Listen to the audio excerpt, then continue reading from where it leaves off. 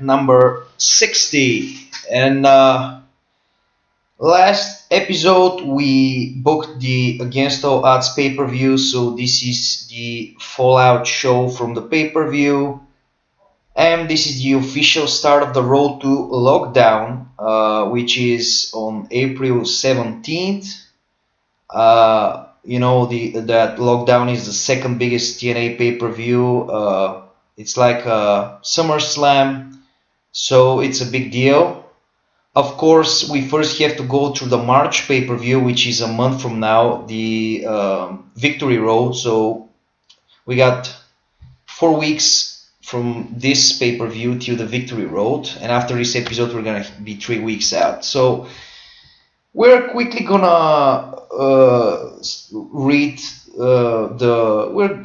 recap the pay-per-view. This is the full results. Guys, that during the booking I'm not showing you the full results. I'm just explaining the pay-per-view and I'm booking it on the fly.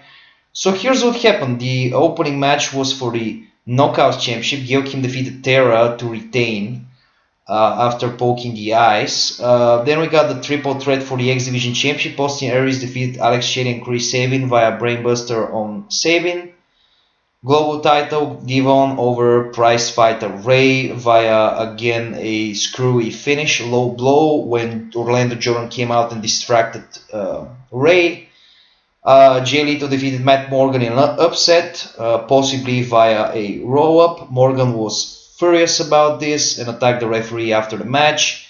Then we got a grudge match, Carlito beating Mr. Anderson via pinfall using leverage from the ropes. This is their first match since the beginning of their feud. We got a tag team match. Styles and Daniels defeated Beer Money clean. Daniels pinned Root.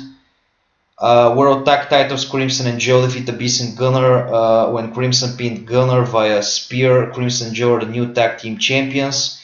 Rob Van Dam defeated Jeff Hardy via Frog Splash after a mystery man attacked Hardy. His identity was not revealed. Then we got a promo from Sting before the main event, saying he would do everything to defeat the Pope. In the main event, the Pope defeated Sting to retain the World Heavyweight Championship when he blatantly used fake blood on Sting in front of Hebner, who called for the bell. You guys already know the angle with the biased referee, Hebner, who is the World Congregation referee. Yes, he's the Hughes Stable exclusive referee. In the past few pay-per-views, the Pope has only been retaining the title over guys like Angle, Sting, and Anderson, only because of the fake referee. And over Leto, I think this is his fourth defense. So let's move on. Actually, for this show, when I was booking it yesterday, this is a really packed show. It's really eventful. It has a lot of stuff. So let's start reviewing the show, because this show is actually very important in terms of what will go as far as storylines, and I already told this while booking the pay-per-view. The pay-per-view was kind of a transitional pay-per-view, but this show is gonna set new directions for the product leading up to lockdown. So of course we start with Against All Odds video package, where we show the Pope remaining the world champion, blatant cheating against Sting. So the show opened with Bischoff, and he called out the Pope. He called him the most dominant champion in TNA history. They started cutting a heel promo. Sting came out, said this is ridiculous. He should be given the rematch tonight, but Eric rejected his proposal. They go back and forth, and Flair actually interrupted, and Flair announced that the new shareholder might have a different opinion. Basically, Flair implied that this is the night that everything changed. Of course, this was the impact that was teased for the new guy, for the new shareholder and the new personality to come in. This has been teased for weeks now, so we're gonna find out at the end of the show what happened. Singles match, Jay Leto defeated Douglas Williams via lethal injection. Matt Morgan came out. Morgan confronted Lito and said his win was a fluke, but it's all going to be settled when they go one-on-one next week. So next week we got Jay Lito versus Matt Morgan in a rematch from the pay-per-view. Then we got a promo from prize fighter Ray on Devon. Ray called him out on using cheap tactics on Sunday, but the war, of course, is not over.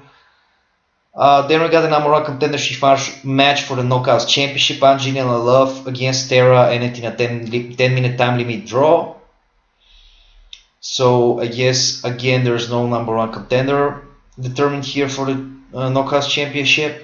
So we got the first big moment of the show. Austin Aries came out for a promo, but he immediately got laid out by the Guns in the middle of the ring. Presumably he wanted to talk about his title defense at the pay-per-view. So all of a sudden Robbie E's music hit. He ran down the ramp with his Feast or Fire briefcase. Many of, I guess, all the people watching this may have forgotten that in December at the Final Resolution pay-per-view, Robbie E won the X Division title shot in the Feast or Fire. So he cashes it in here, and Robbie E performing a boom drop, becoming the new champion by beating Austin Aries quickly. So why did I do this? Austin Aries has been the champion, I think, since Bound for Glory. So he's 5 months. He's been pretty dominant champion. He's been defeating a lot of the competition, probably a lot of the guys on the X Division level. I felt like we need to have some surprises on Impact, since my show is pretty well structured, so all the title defenses and shit are announced in advance. We got all the title changes on pay-per-views. We barely do anything on Impact. Impact is just used to build up storylines, which actually this is supposed to be. But of course, sometimes you gotta have the element of surprise. If we pretend this is a real product and people are really watching this show, we need to have some sort of a shock value to the product. So I think Robbie E cashing in on a fallen Aries who was beaten down by the Guns is really a great way to do this. Of course, this is not gonna be the end of this. There's gonna be a lot of follow-up here. Aries is gonna continue getting his push. But this is just a title change on this show, just for the sake of the shock value. And of course, because Robbie has been pretty much irrelevant since he lost the Global Championship to Jay Lito a few months ago. So we need to give him something. And yes, Scott Steiner still has the world title shot. Scott Steiner 2 months ago tried to cash it in on the pole, but he got, if you guys remember, he got beaten down really badly, and he pretty much disappeared from the show. But he still got the briefcase. Continue the show. Crimson Joe defeated Beer Money in a non-title match when Joe pinned Storm. And if you follow Beer Money's booking, they're pretty much kind of jobbers. They're in an elevated position, but when it comes down to it, they're losing every match they're involved in. Why I'm doing this? Because of course I got big plans for Beer Money, but for right now, when they're stuck with the pole, we need to job them out a little bit. Because my booking is pretty cyclical. You can't book everyone strong on this show. You gotta have guys. The guys who are assigned with a push need to win almost all the time, and the guys who are kind of lower on the totem pole need to lose. And from time to time, this will change. They're gonna switch. Guys are gonna come up. You can see Jay Lito was jobbing for a lot of time. Now we are elevating him. Matt Morgan, of course. Morgan was stuck in a tag team in the mid card for a shitload of time. Now he's getting a lot more main event time. Beer Money's time will come, but right now Crimson and Joe just became the tag team champions, so we need to do something with them. We need to put them over, and they're beating here Beer Money. They need to be kept strong. So the whole idea is, if you got guys with a push, if you got guys who are champions, they need to win. Otherwise, there's no point in them becoming champions or doing something, because you're just gonna do 50-50, and this is the WWE style where nobody gets over. Then we got Hardy cutting a promo in the ring. He will question the identity of his mystery attacker at the pay-per-view who costed him the match. RVD came out. He told RVD that RVD came out and told Hardy he warned him about his friend coming, but he won't be revealed. So basically, RVD confirmed this is his mystery friend. I guess that is. This is a mystery attacker angle, which is gonna lead to something big. But of course, I'm a fan of the slow and steady build, so we're gonna see what happens. Then we got a tag match. Abyss and Gunner, who just lost the tag team titles, defeated the Guns when Eric Young appeared on the Titantron and provided distraction. So this is where things get a little bit complicated, because the Guns, for the past 2 weeks, have been acting as heels towards Aries, and basically on this show they screwed him out from the X Division Championship. But there's another rivalry going on, because the Eric Young's group, as you remember at the Genesis pay-per-view, they lost to Aries and the Guns, which led to Aries giving them the shot and all this. So I guess Eric Young still hasn't forgotten about the Guns, being on Aries' side and helping him win this tag match. So after the match, we got EY, Homicide, and Hernandez. They were joined by two, I guess, masked men, but not in the same way as the mystery attacker with Jeff Hardy. Since we can't have two angles with the mystery man, they're just gonna have, I guess, something covering their mouths. I don't know. They'll attack Shelly and Sabin. And of course, again, 2 weeks or 3 weeks ago, we had Eric Young and AJ Styles in a match, and someone helped Eric Young. And after this, Eric Young announced that this is one of the men that is coming to his faction. He's a new guy. And then the angle kind of faded away. This is the rejuvenation, this angle. So Eric Young ordered them to take the masks off, and this is the official debut of Eddie Kingston and Loki, who turns heel. Loki hasn't appeared for quite a while on this program, and they're joining Team Fight Club. So Team Fight Club pretty strong right now, 5 people on board. I'm kind of doing the slow elevation on this stable, just like the congregation in the summer. So yeah, they will attack the Guns, and we're gonna see how this angle goes. And we got a tag match to close the show. Prize Fighter and Mr. Anderson defeated Carlito and Devon.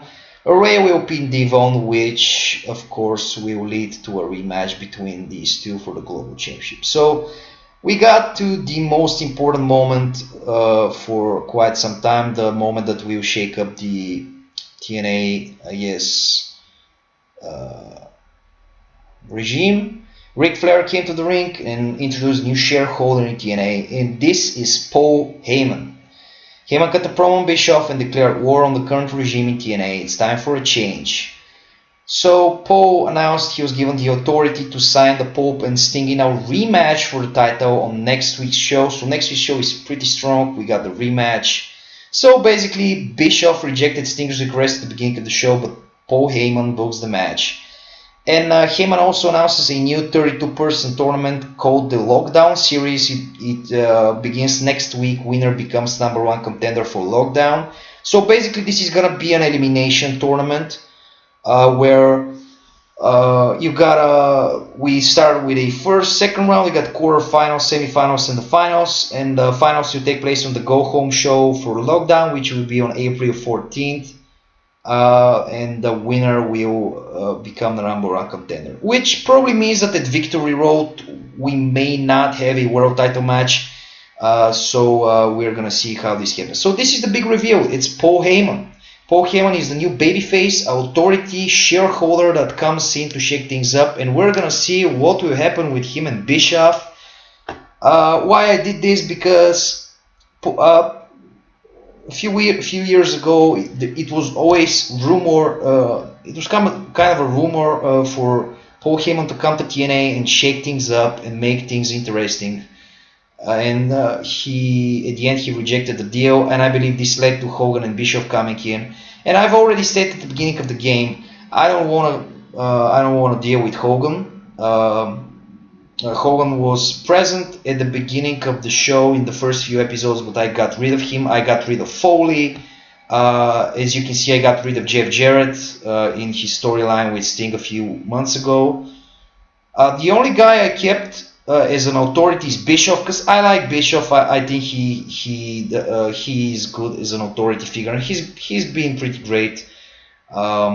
He was a babyface tweener for most of the time. Now he's a heel, and now we got the authority and authority versus authority confrontation between Heyman and Bischoff. So pretty interesting dynamic. So this is the big reveal. I think this is gonna shape up to be pretty interesting in the long term. Paul Heyman is coming to TNA, so I guess a war will kick off here between him and Bischoff. So this is the big takeaway. Just quickly showing you the champions. The Devon is still the global champion. Gail Kim is the knockout champion. The Pope is the world heavyweight champion. Crimson Joe just became the champions at Against All Odds. And the new X Division champion is Robbie E, who became a champion on this show. So yeah, this is the of course the stables. So this is the end for this show. Stay tuned for the next week's show.